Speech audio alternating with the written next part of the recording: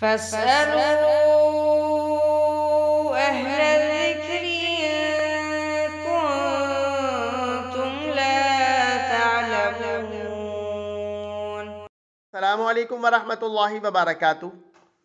سوال کیا گیا کہ کیا ہم کو نابالغ بچوں کو بھی روزہ رکھوانا چاہیے، اور اگر روزے میں طبیعت خراب ہو تو کیا ہم روزہ کھلوا سکتے ہیں، اور بچوں کو کس عمر سے ہمیں روزہ رکھوانا چاہیے؟ دیکھیے، بچوں کے اوپر روزہ رکھنا واجب نہیں ہے۔ روزہ واجب ہوتا ہے بلاغت کے بعد، بلاغت سے پہلے روزہ رکھنا واجب نہیں ہے، کیونکہ اللہ کے رسول صلی اللہ علیہ وسلم نے فرمایا کہ میری امت میں سے 3 لوگ مرفوع القلم ہیں، 3 لوگوں کے لیے قلم اٹھا لیا گیا ہے: مجنون اور پاگل بے عقل سے جب تک کہ وہ ہوش میں آ جائے، اور سوئے ہوئے سے جب تک کہ وہ بیدار ہو جائے، اور بچے سے جب تک کہ وہ بالغ ہو جائے۔ تو بالغ ہونے سے پہلے بچوں کے لیے روزہ رکھنا ضروری نہیں ہے، لیکن اس کے باوجود بھی بچوں کو روزہ رکھنے کی عادت ڈالنے کے سلسلے میں تمام ائمہ متفق ہیں کہ بچوں کو روزہ رکھنے کی عادت بلاغت سے پہلے ہی ڈالنا چاہیے۔ بعض ائمہ نے اس کی قید لگائی 10 سال کی، بعض ائمہ نے کہا کہ 12 سال میں،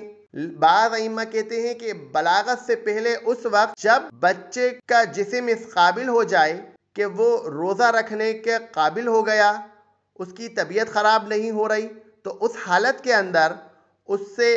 روزہ رکھوایا جائے گا اور اس سے کہا جائے گا کہ وہ روزہ رکھے۔ بعض ائمہ نے کہا کہ اگر وہ اس حالت کے بعد بھی روزہ نہیں رکھتا تو اس پہ سختی کری جائے گی اور اسے مارا جائے گا۔ خرقی رحمۃ اللہ علیہ کہتے ہیں کہ جب بچہ 10 برس کی عمر کا ہو اور روزہ رکھنے کی طاقت رکھے تو اس کا مواخذہ کیا جائے گا۔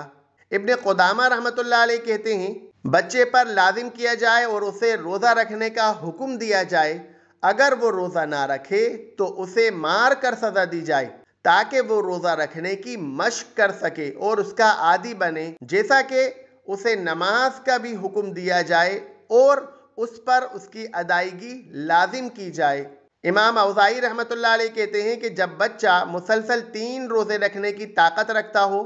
اور ان ایام میں کمزور اور ڈھیلا سست نہ ہو تو اس پر رمضان المبارک کے روزے رکھنا لازم کیے جائیں۔ امام اسحاق رحمۃ اللہ علیہ کہتے ہیں جب بچہ 12 برس کا ہو جائے تو میں یہ پسند کرتا ہوں کہ اسے روزہ رکھنے کا مکلف کیا جائے تاکہ وہ اس کا عادی ہو جائے۔ تو بعض ائمہ نے اس میں 10 سال کی قید لگائی، بعض نے 12 کی قید لگائی، لیکن جمہور ائمہ اس بات پر تو متفق ہیں کہ جب بچہ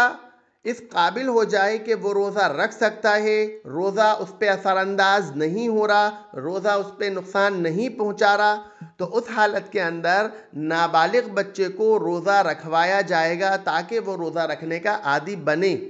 کیونکہ اسی طرح کا عمل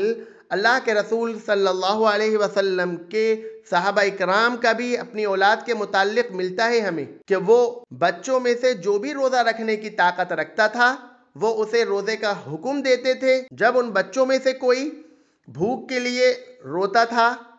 تو پھر اس کو کھلونا دے کر بہلا دیا کرتے تھے تاکہ وہ بہل جائے۔